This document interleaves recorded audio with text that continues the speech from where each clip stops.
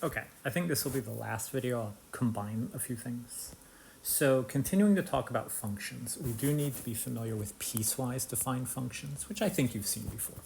So these are functions where different rules are used under different circumstances. Typically, you won't need to produce this kind of notation, but if you see it, you have to understand it. So here would be an example. And one thing I want to stress is if this is defined correctly, it is one function. The function is called f, and we are just explaining how does this function f work. While in this particular case, there are two rules. So to do this function, sometimes I follow the first rule, sometimes I follow the second rule, and we have conditions that tell us when to do which one. So if you just check the condition, you can tell which rule you should be following. So for example, if I wanted to know f of 10, I would say, okay, my input here is called 10. X is my default name for the input in the way I've set this up. 10 is bigger than 3, so I'm in this second condition. In the second condition, the rule is x squared. So f of 10 is 10 squared, which is 100. If I wanted to do f of 2, then x is 2. And what would be the case there is we're in the first condition, so we follow this rule. 2 times the input plus 1, which is 7. So as long as you're careful about following the condition, you should be okay. And I will point out that piecewise defined functions have unusual graphs that typically have jumps or corners in them. This particular one would have a graph that looks something like so. It would be a line, and then it just stops, and then there's like a parabola above it. So they give us very unusual graphs, but there are some circumstances where this kind of function is what we want to be thinking about, so just make sure you understand the notation. We will talk a little bit about composing and decomposing functions. So if we have two functions, we might want to apply them back to back. So for example, maybe I have f of x is 3x minus 1, and g of x is x squared plus 4x. So what if I wanted to do g of f of x? Well, let's think about this. Let's think about the inside first. That inside is f of x. So I'm just going to give this g, leave it as is. But I know that f of x is 3x minus 1. Well, now I want to do g to that. And let's do the thing where we remember we should not get caught up on the name x, but the pattern. And what does g do to its input? Input squared plus 4 times input. That's what g does to its input. If its input is called x, it's x squared plus 4x. But if its input is something else, it's simply input squared plus 4 times the input. So what we would have here is this whole quantity, 3x plus 1, is the input. So g of f of x would look like this.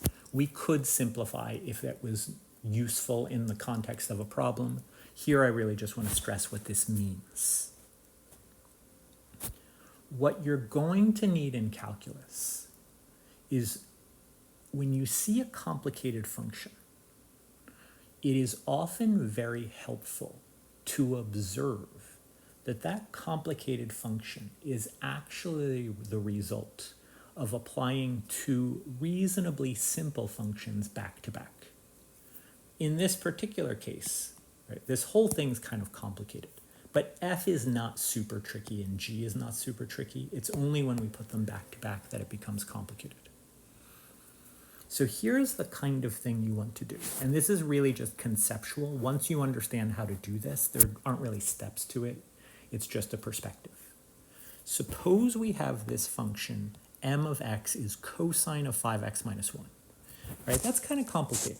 Even for me, off the top of my head, I would really struggle to figure out what the graph looks like. I'd need to think about it for a while. But what we're being asked to do in this problem is find a formula for simpler functions h of x and k of x so that m of x is this composition, h of k of x.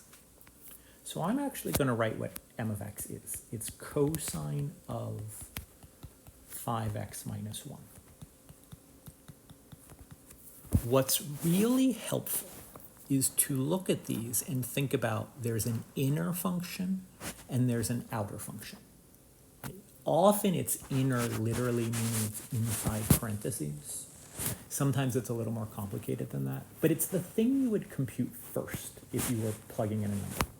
If I asked you what is cosine of 2, first you would say, all right, well, if I have x equals 2, what is this thing in the parentheses? Then I'll take cosine of that. So this is our inner function. It's the thing inside the parentheses. It's the thing that I would actually have to compute first. And then after I have that, I apply my outer function. This is the way you want to think about it. Right? Just say inner and outer. Don't worry about specific names. So here we're saying, okay, it looks like the structure of this is that our inner function is 5x minus 1. And our outer function, h, is the cosine function. So h is the cosine function. And we're asked what's h of x. Right, so h is the cosine function, which means h of x is cosine x. We're not actually taking cosine of x. But remember, just x is our default input for describing what a function does. What does h do to its input? It takes cosine of its input. So h of x is cosine of x. We just use x as a default input name even when we don't see it in this problem. So this will come up later when we learn something called the chain rule. When you see a complicated function, you want to quickly indicate what is the inner function and what is the outer function. So I'll just show you a few quick examples. Right, if I had g of x is 7x plus 1 raised to the 8th power, ask yourself, what's the inner function, what's the outer function? If I had k of x is the square root of 3x plus 1, what's the inner function, what's the outer function? So hopefully you could say, all right, here the inner function is 7x plus 1, and the outer function is raising it to the 8th power.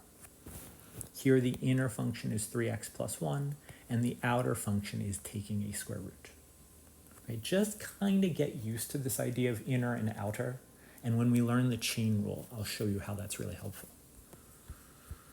Okay, I think the last topic here, inverse functions and how to find them. So here is the intuitive idea. Two functions f and g are inverse functions if whatever one does, the other undoes. When you first started learning algebra, you talked about inverse operations, right? How do we undo adding 5? We subtract 5. How do we undo multiplying by 2? We divide by 2. So here we're just viewing this through the lens of functions. Whatever one function does, the other undoes. It does it backwards. One way of looking at this is that we're switching the role of input and output. So here, if f is a function that starts with a and gives us b as the output, then g should be a function that starts with b and gives us a as the output all the time. Whatever one function does in one direction, the other does in another direction. Another way of looking at this is when we compose these functions, if I do them back to back, they just cancel each other out. F of g of x, they basically just cancel. And we start with x. Here they basically just cancel, and we end with x.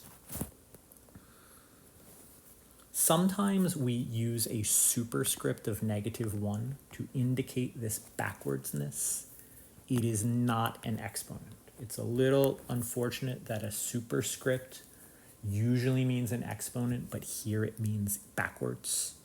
The clue is you're using this with the name of a function and not with a number or variable. And not every function has an inverse function. There's something called the horizontal line test. A function will have an inverse function only if it never repeats output values. But if a function has an inverse function, we can find its inverse function by switching the input and output variables and solving. So you've probably seen this before. Maybe you saw it in Algebra 2 and Pre-Calc. So here's the idea. We have this function f of x equals x over x plus 2, and we want to figure out how to express this backwards. So I'll write this with variables. Usually, if our input is called x, our output is called y.